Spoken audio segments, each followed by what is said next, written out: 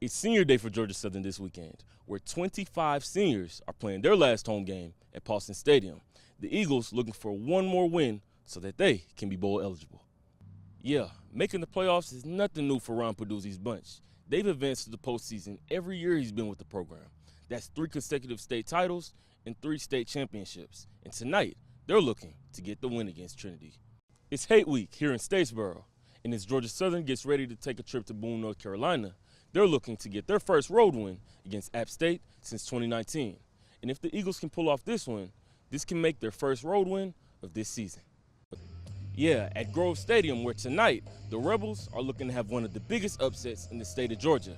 Facing off against a tough Calvary Day team, they're looking to have a win and a big pivotal moment to their tough start of the season. Nutrition plays a vital role for athletes all across Georgia Southern. Running through dozens of these on game day is just a start on how they keep these athletes fresh for games.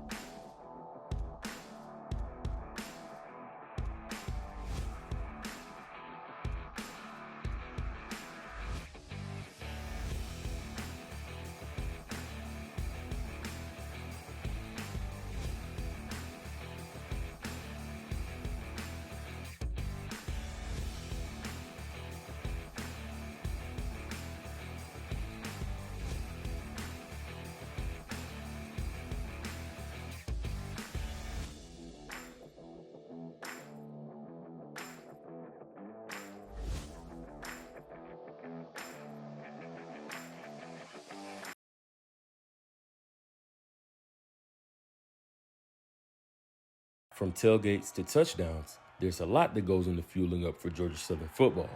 With a roster full of over 100 plus players, you can't help but to think how these athletes keep their engines going. When we run and sprint and lift, all that does is break my body down. And so in the recovery aspect, which is sleep and staying off my feet, and my nutrition are the big building blocks of that. Georgia Southern strength and conditioning coach James Heiss is on his 6th university in FBS football.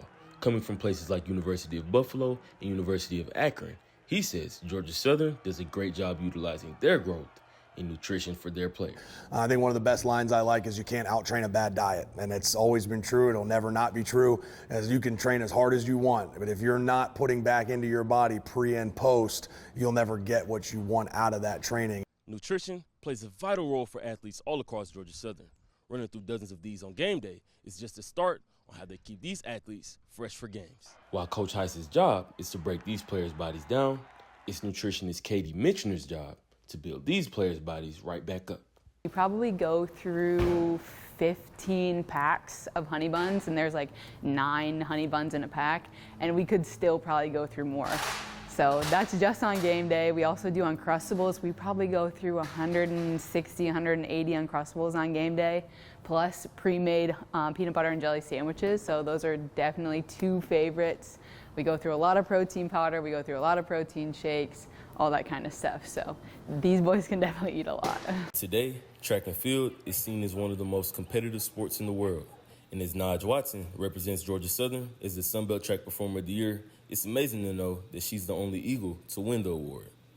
And while it's obvious that Naj takes a lot of steps off of the track, you can't help to wonder how many she takes throughout her day.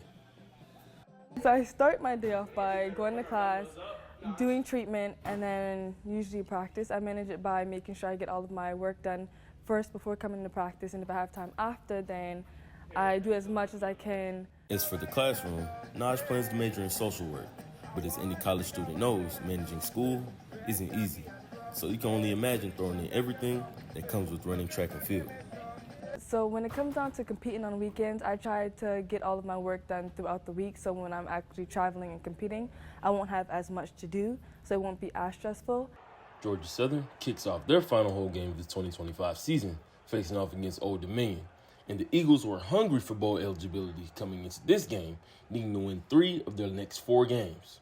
Receiving the kickoff in the backfield is Georgia Southern, and it's caught by Dalen Cobb, who has a little bit but nowhere to go, as Old Dominion's defense gives him a run for his money. On the following drive, J.C. French tosses it up to O.J. Arnold, who catches it, makes it down to the sideline just shy of the first down. Georgia Southern gives it up in the next drive, giving Old Dominion's offense a chance to score.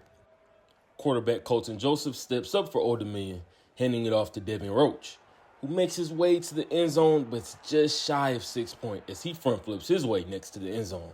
So close to the goal line, Old Dominion tries one more time, and Travion Hargrove finds his way inside for the 1-yard touchdown. They go on to make the field goal for the extra point as Georgia Southern goes back inside to try to make a spark into their offense. This season, Eagle baseball has been starting off pretty sluggish. In their first 11 games this season, they've won 4 to give them their worst start in over 10 years. This weekend, Georgia Southern faced off against 21st-ranked Campbell. And in the first game, the Eagles earned their first win against a top 25 team this season. In the next 2 games, Georgia Southern fell short to a different Campbell team, who went on to win the weekend series. It was a tough loss today, tough weekend. Felt like we were in position to win the series, and the kids are competing, but we got to find ways to win ball games, especially on our home field. On Sunday's final match against the Camels, the Eagles put up a good fight, from Todd Fisher heating up on the pitcher mound to Corey Dowdell's many home runs. But this wasn't enough, as Campbell scored 6 consecutive runs to come out on top. Hey, I'm Sky Taylor, and I'm a sideline reporter for Gata Productions. So growing up, my parents have been huge sport fans, so I just remember being a little girl and my dad would be screaming at the TV watching the Falcons, and I was so little, I'm like, what is going on? What's happening right now? But so my parents, I grew up, they love sports, and then I also grew up, I did competitive cheerleading and also sideline cheerleading for football. So my whole life, the love for football has just always been prevalent in my life. And I also did pageants growing up. And I remember, I think I was at the age 8 or 9. And for one of our community service events, we actually got to tour Channel 2 Action News in Atlanta. And that's when Jayvon Moore was still there. She passed a few years ago because of a brain tumor. But I just remember walking into that newsroom and my eyes just lit up. I looked at my mom and I was like, this is what I want to do.